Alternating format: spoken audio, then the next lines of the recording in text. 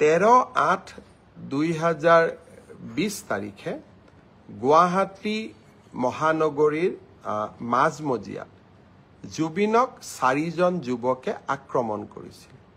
তেতিয়া জুবিনে কৰোনাৰ সময়ত ষ্টুডিঅ'ত যোৱাৰ সময়ত জুবিন সেই আক্ৰমণৰ বলি হৈছিল।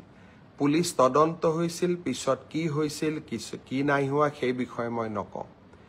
কিন্তু সেই সময়ত জুবিনক এই আক্ৰমণৰ গৰিহণা বা সমালোচনা ৰাজনীতি কৰা মানুহসকলে কৰা নাছিল।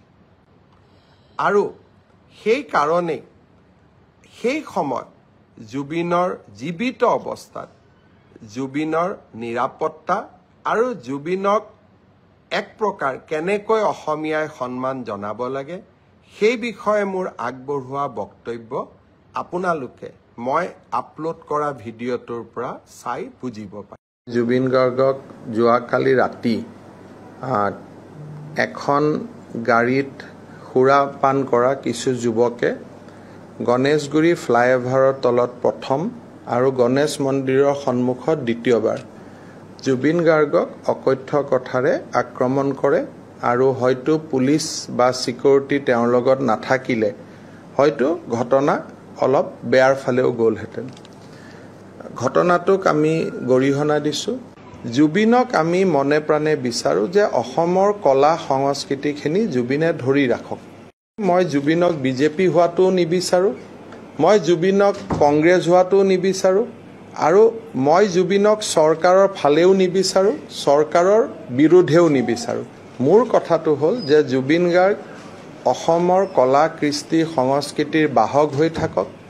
ৰাজনৈতিক কথাত আমি তেওঁক টানিব নালাগে।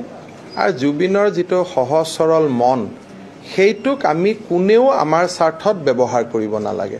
এনেকুৱা ধৰণৰ ঘটনাই জাতিটোৰ কাৰণে দুখ আনে। কালি যদি ভগৱানে নকৰক কিবা এটা হৈ গ'লহেঁতেন আমি কোনেও কাকো ক্ষমা কৰিব নোৱাৰিলোহেঁতেন। সেইকাৰণে মই অসমবাসী ৰাইজক অনুৰোধ কৰিম যে জুবিনক লৈ ফেচবুকত বিতৰ্ক, জুবিনক লৈ কথা বতৰা এইবিলাক আমি কৰিব নালাগে।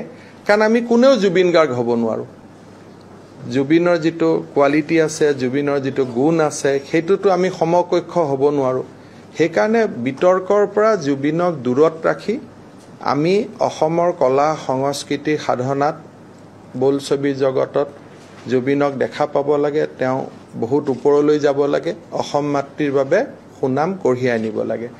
গতিকে মই খুব অনুৰোধ কৰিম যে পলিটিকেল লিডাৰে জুবিন গাৰ্গৰ বিষয়ে বহুত বেছি কমেণ্ট, কোনো দলৰ মানুহে নিজকে জুবিন গাৰ্গ আমাৰ লগত আছে এই ধৰণৰ কথা বতৰা সকলোৰে পৰা দূৰত থাকি, কোনো আন্দোলনৰ বিৰোধিতা কৰিছে নে সমৰ্থন কৰিছে এইবিলাকৰ পৰা বহু যোজন দূৰত থাকি জুবিনক জুবিন হৈ থকাৰ বাবে আমি সকলোৱে সুবিধা কৰি দিব লাগে। যোনেই সন্মুখত নাহে কিয় তাক আমি আইনী ব্যৱস্থা গ্ৰহণ কৰিম। কিন্তু আইনে জুবিনক ৰক্ষণাবেক্ষণ দিব লাগিব, পুলিচে জুবিনক ৰক্ষণাবেক্ষণ দিব লাগিব, সেইটো জাতিটোৰ কাৰণে দুখৰ কথা।